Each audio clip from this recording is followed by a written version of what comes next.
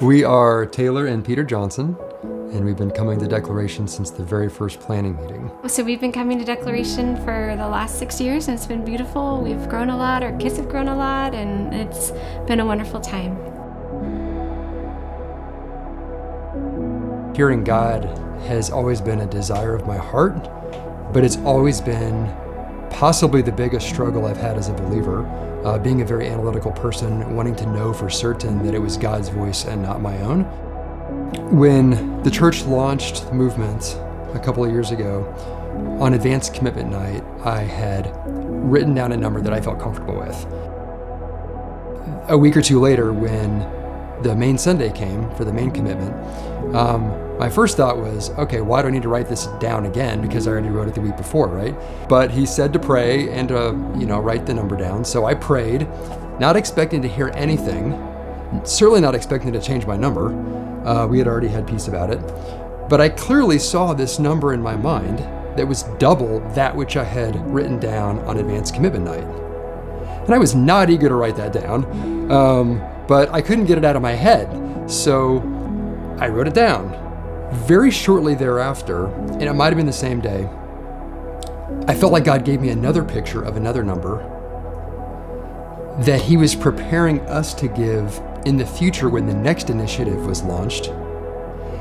And that number was 3.5 times the doubled number that I had just written down. I remember thinking, oh, okay. And just kind of questioning in my mind, like, is that really what God wants us to give? And so I just prayed. I was like, God, if that's what you want us to give, then just confirm that. Fast forward 2 years, church launches Setting the Table. I thought, hold on here.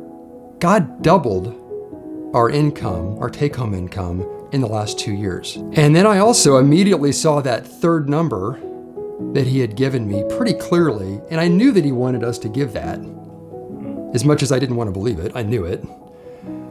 And I thought, okay, is this really from God or is this me? Because again, this is my whole struggle, is like, how do I know if it was God or not? But at the end of the day, I was like, okay, it's not from the enemy, because why would the enemy want us to contribute to building God's kingdom? It's certainly not from the world, because the world would tell us to save it. It certainly wasn't from my flesh, because I could think of plenty of things I could buy with that. So I concluded that it must be from God. And I also thought, okay, even if I totally botched this and I didn't hear God, he's still sovereign enough and big enough to honor our faith in writing it down. So I wrote it down, but then I had a lot of apprehension about, okay, what if I can't fulfill this? What if we put the church in some precarious situation? And I thought about James 4, where it talks about, not boasting about tomorrow because you don't know what tomorrow's going to bring. She reminded me, it's like stop seeing this as some work that you have to do to strive, like for God, and see it as an opportunity to walk with God, joining him in what he's already doing, just like a son would join his father in his work. And then I remembered Pastor John's weekly reminder to not have analysis paralysis and just pray and ask God for a number and write it down and have faith and follow through with that and trust that he's big enough, to honor that.